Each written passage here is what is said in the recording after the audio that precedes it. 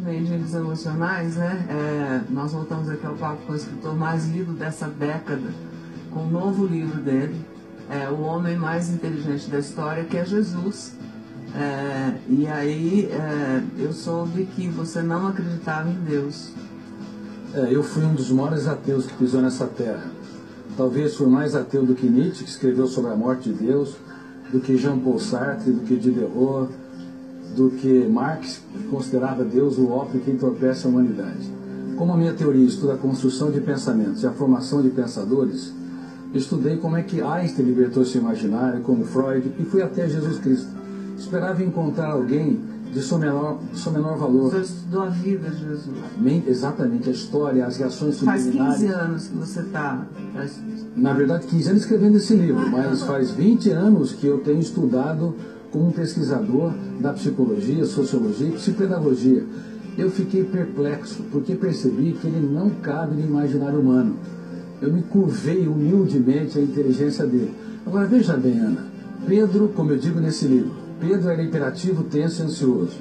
João era bipolar. No momento era tranquilo e generoso. No outro momento, ele era, antes de se tornar o que era o apóstolo mesmo? Pedro era hiperativo, tenso e ansioso. Se fosse um aluno nos dias de hoje, todo professor queria vê-lo a quilômetros de distância da sua sala de aula. João flutuava. No momento era amoroso, no outro queria destruir aqueles que não andavam com Jesus. Tomé era paranoico e inseguro. Mateus era corrupto.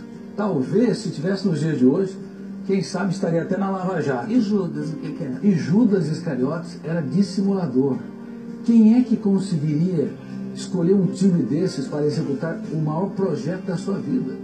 Mas por incrível que pareça, para espanto das ciências, ele transformava pedras brutas em obras-primas.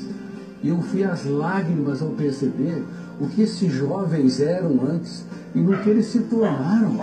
Foram apóstolos da sabedoria, da generosidade, da sensibilidade. Graças ao carinho, ao amor, à dedicação, como aquela professora e muito mais.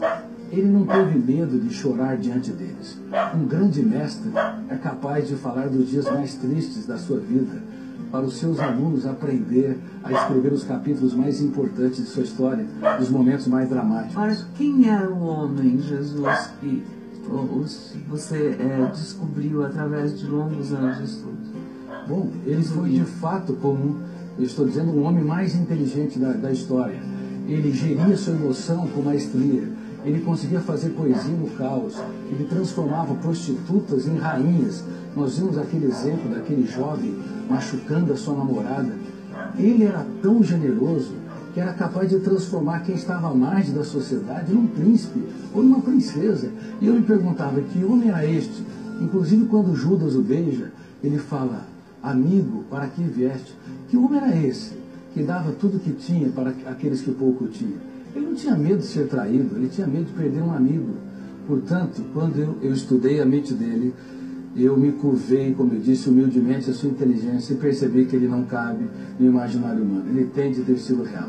Mas eu não defendo uma religião. Especial. Eu não defendo uma religião. Mas só passou a acreditar em Deus. Passei a acreditar em Deus, me tornei um cristão sem fronteiras. Tenho amigos, muitos padres, freiras que eu abraço e beijo, protestantes, líderes protestantes, budistas, islamitas, ateus.